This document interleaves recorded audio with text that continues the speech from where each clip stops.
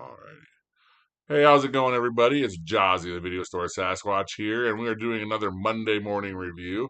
I went and saw Drop, directed by Christopher Landon, starring Megan Fahey as Violet, Brandon Skellner as Henry, Violet Bean as Jen. A widowed mother's first date in years takes a terrifying turn when she's bombarded with anonymous threatening messages on her phone during the upscale dinner, leaving her questioning if her charming date is behind the harassment. Honestly, I was completely wrong about this movie. I thought it was gonna be a slow burn, and we were gonna be sitting there, um, the whole movie, knowing who the culprit was, and why they were doing it, and everything was just gonna be boring, and nothing exciting was gonna happen, and then we were gonna go home after an hour and a half and be not satisfied. I was completely wrong. The movie kind of starts off quick, boom, with a bang. I love when movies start off with a bang. And as a matter of fact, it's such a good start that it you don't realize you don't even know if we're starting from the end of the movie or we're starting from another instance in her life until like midway through the movie. Then we kind of know where we are when everything happens. So that was a good start there. Um, yeah, everything about this movie is really good. It was very fast paced. It kept going. Like I said, it started kind of quick with a bang, ended with a huge explosion. And then everything in between was kind of like moving along, like the exact order that you kind of wanted to move along with the exact pacing. Nothing like took too long. They didn't stay too aware. They didn't stay too like aware of one spot and like kind of slow it down. They just kind of like, okay, we're gonna boom, boom, boom, boom, boom, we get to the end. I always appreciate the movies that do that, especially in the horror genre, because it is easy to kind of want to try to drag along a story and try and make it longer, better, or more epic than it really has to be. When like a movie like this will be kind of remembered as being kind of a little shorter, but with a very effective storytelling devices and with a huge, like I said, like a huge explosion of an ending, and just like I said, just a quick beginning. He kind of puts you right into it, and then you keep, you're kind of just always a similar pace.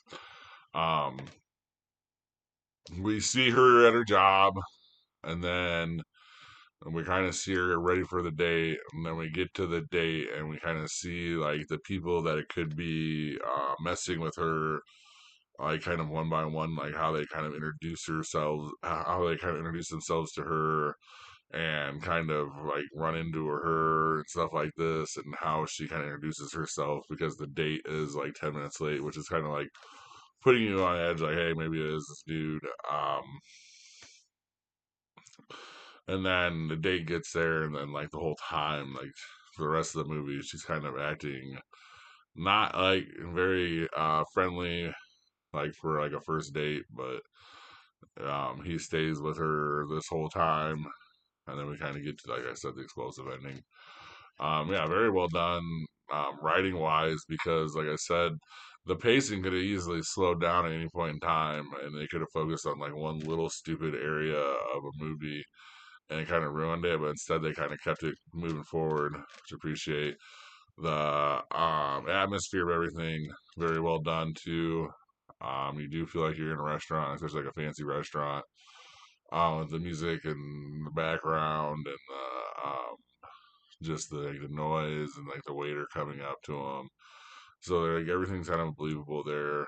The acting is very well done here by Megan Fahey. And then, like I told you guys, this guy Brandon Skellner, he is going to be the new Batman. So this is the I told you I hadn't seen him in a movie or seen him in anything really that I could remember just looking at his IMDb, and I finally have accomplished that because I've seen a movie he is in, and I did. I'm gonna rate it a pretty good too. So I'm kind of more excited to see the Batman that we're gonna get with this guy.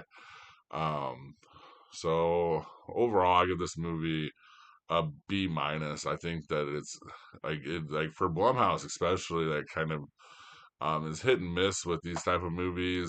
And when they miss by a lot, but when they hit pretty good. And we're talking like Black Phone, I think Megan's Blumhouse, and a couple other that you kind of associate with them, and then you kind of associate some real bad ones too with Blumhouse, so you don't really know what you're gonna get. And always with these like kind of studio horror movies, you don't really know what you're gonna get because they also have a fan base that you have to remember. Our wide variety. Like we've gone through all these different types of thriller movies, type of horror movies, and suspenseful movies, and you can just tell how much of a difference everything is.